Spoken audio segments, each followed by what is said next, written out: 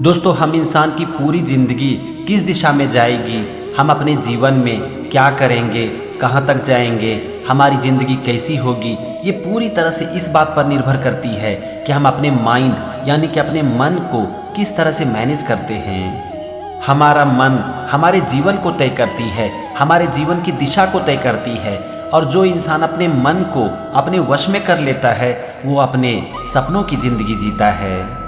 उसके जीवन में सब कुछ होता है, सफलता, खुशी, शांति, और वो अपने जीवन के पथ से कभी नहीं भटकता। तो आज की इस वीडियो में हम बात करेंगे कि हम भी ऐसा क्या करें जिससे कि हम अपने मन को अपने वश में रखें, हमारा मन हमारी बात माने और हम भी अपने सपनों की ज़िंदगी जिएं। अपने मन को अपने वश में करने का सबसे अच्छा तरीका है माइंडफुलनेस, और इसे हम समझेंगे श्रीमद् भगवद गीता, अष्टावक्र गीता, गौतम बुद्ध के उपदेश और रामायण से। माइंडफुलनेस का हिंदी में सीधा सा मतलब होता है सचेतन, यानी कि सचेत रहना, जागृत रहना। किस चीज़ के प्रति सचेत रहना? सचेत रहना अपने माइंड के प्रति, अपने मन के प्रति। हमारा मन इतना चंचल है कि ये कभी भी एक स्थान पर टिकता नहीं है, और ये इतना शक्तिशाली है कि अगर आप ज़बरदस्ती इसे अपने वश में करने की कोशिश करोगे तो आप इसे कभी नहीं कर पाओगे। अगर आप अपने मन को अपने वश में करना चाहते हो तो इसका सिर्फ एक तरीका है माइंडफुलनेस, यानी कि अपने मन की गतिविधियों के प्रति सचेत रहना। आपको रुककर अपने मन की गतिविधियों को देखना पड़ेगा और ये समझना पड़ेगा कि आपका मन आपसे क्या क्या करवा रहा है। हम इंसान के अंदर इतनी बुद्धि तो ज़रूर होती है कि हर इंसान को पता होता है कि क्या सही है और क्या गलत, लेकिन बावजूद इसके आज लोग गलत काम करते हैं। क्यों? इसका एक ही कारण है कि उसका मन उसके ऊपर इतना हावी हो चुका है कि वो चाह कर भी कुछ नहीं कर सकता है। और मन क्यों इतना हावी हो गया है? इसका सिर्फ एक कारण है कि मन की गतिविधियों के प्रति वो सचेत नहीं है। अगर आप अपने मन की गतिविधियों के ऊपर ध्यान नहीं रखोगे तो आपके ना चाहते हुए भी आपका मन आपसे वो सब कुछ करवा लेगा जो कि आपके लिए अच्छा नहीं है, और एक दिन आपको अपना गुलाम बना लेगा। अगर आप अपने मन को अपने वश में करना चाहते हो तो आपको प्रैक्टिस करनी पड़ेगी माइंडफुलनेस की। चलो देखते हैं कि इसकी प्रैक्टिस के लिए श्रीमद् भगवद गीता में भगवान श्री कृष्ण क्या कहते हैं। श्रीमद् भगवद गीता के 6ठे अध्याय के 34वें श्लोक में अर्जुन भगवान श्री कृष्ण से कहते हैं, चंचलम ही मनः कृष्ण प्रमाथि बलवद दृढ़म तस्याहम निग्रहम मन्ये वायोरीव सुदुष्करम। अर्जुन भगवान श्री कृष्ण से पूछते हैं कि हे कृष्ण, ये मन बड़ा ही चंचल है और शांत है, दृढ़ है और बलवान है, इसीलिए इसे अपने वश में करना वायु को रोकने के समान है जो कि अत्यंत ही दुष्कर है। तो अगले श्लोक में भगवान श्री कृष्ण अर्जुन से कहते हैं, असंशयम महाबाहो मनो दुर्निग्रहम चलम अभ्यासेन तु कौन्तेय वैराग्येन च गृह्यते। भगवान श्री कृष्ण कहते हैं कि हे महाबाहो, निसंदेह मन चंचल है और इसे वश में करना बहुत ही कठिन काम है, परंतु हे कुंती पुत्र, यह अभ्यास और वैराग्य से वश में आता है। आप यहाँ पर देखो, भगवान श्री कृष्ण दो बात कह रहे हैं, अभ्यास और वैराग्य। तो सबसे पहले अपने मन को अपने वश में करने के लिए आपको अभ्यास करना पड़ेगा, यानी कि आपको माइंडफुलनेस की प्रैक्टिस करनी पड़ेगी। और इस अभ्यास के लिए मैं आपको दो चीज़ बताता हूँ। नंबर 1, अपने मन को प्रेजेंट मोमेंट में लेकर आना, और नंबर 2, अपने मन की गतिविधियों के ऊपर हमेशा ध्यान देना। आपको जब कभी भी समय मिलता है ना, आप एक बार रुक कर अपने मन को देखने की कोशिश करो। आपको पता चल जाएगा कि ज़्यादातर समय आपका मन या तो पास्ट या फिर फ्यूचर में भटक रहा होता है। ऐसा बहुत कम समय होता है जबकि आपका मन प्रेजेंट मोमेंट में होता है। पता है इसका कारण क्या है? इसका सिर्फ एक कारण है कि प्रेजेंट मोमेंट में मन का कोई काम नहीं है और आपका मन ये नहीं चाहता है।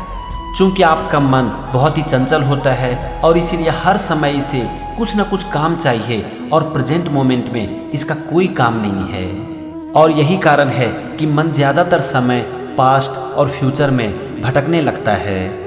तो आपको करना क्या है? हर समय अपने मन की गतिविधियों के ऊपर ध्यान देना है और इसे प्रेजेंट मोमेंट में लेकर आना है। आप देखोगे कि जैसे ही आप अपने मन को प्रेजेंट मोमेंट में लेकर आते हो तो आपका मन पूरी तरह से शांत हो जाता है, क्योंकि प्रेजेंट मोमेंट में आपके मन के पास कोई काम नहीं होता। आप हमेशा दो थॉट के बीच में गैप को ढूंढने की कोशिश करो, क्योंकि उस समय आपका मन विचारों से खाली हो जाता है और मन पूरी तरह से शांत रहता है।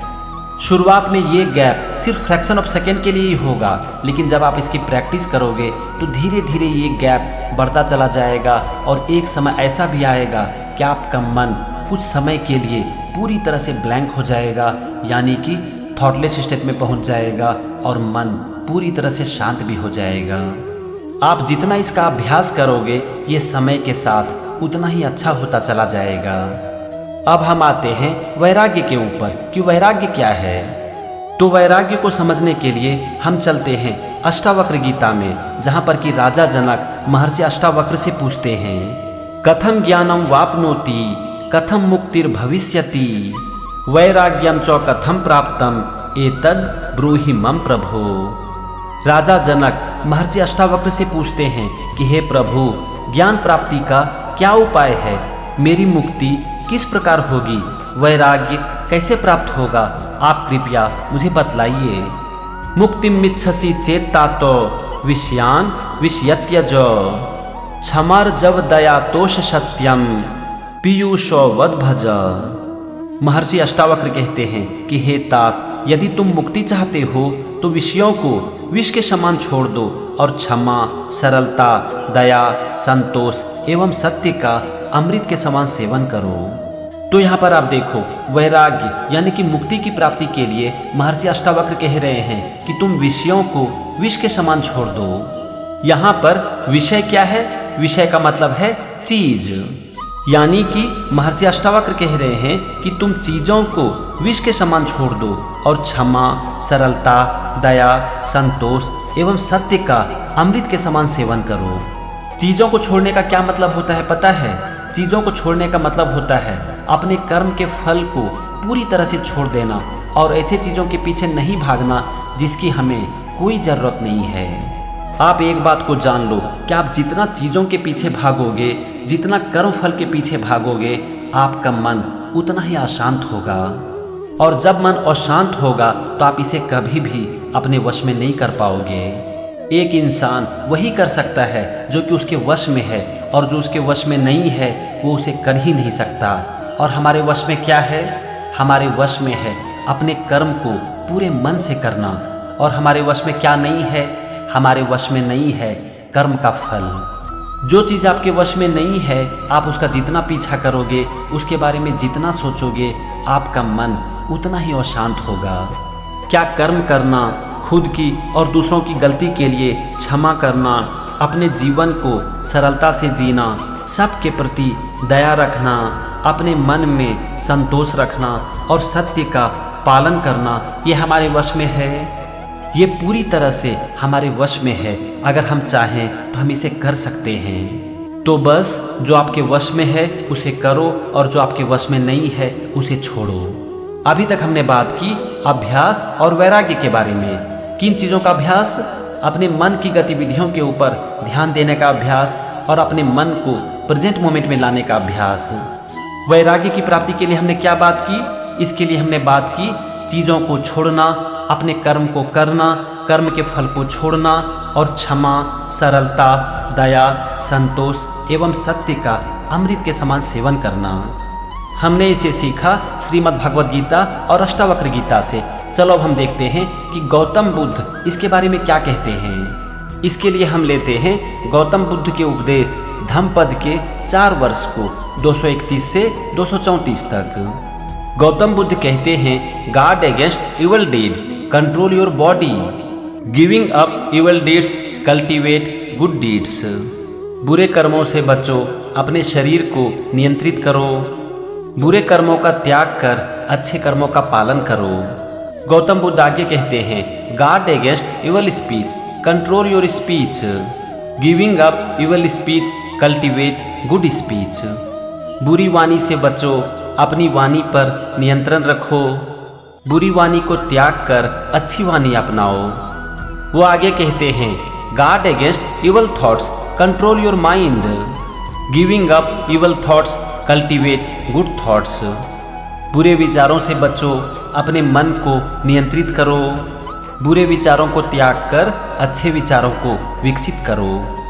गौतम बुद्ध आगे कहते हैं, the wise man are controlled in deed, they are controlled in speech, they are controlled in thought, in deed they are perfectly self controlled.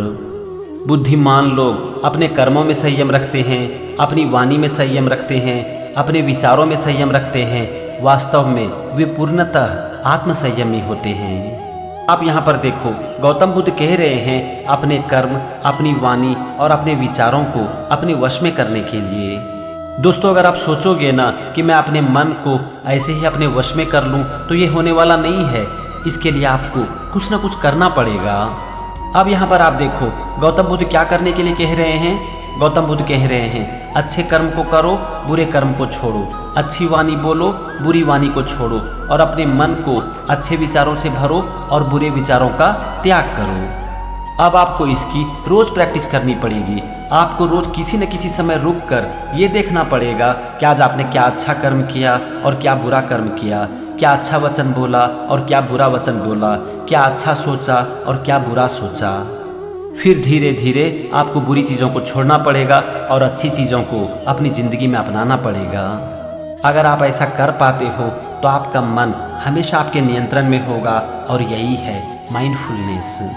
अब चलो हम देखते हैं कि रामायण में इसके बारे में क्या कही गई है। गुरुकुल में भगवान राम और उनके भाइयों को शिक्षा देते हुए गुरु वशिष्ठ कहते हैं कि हर मनुष्य को साक्षी भाव का अभ्यास करना चाहिए, और इसके लिए उनको कर्ता होते हुए भी दृष्टा बन जाना चाहिए।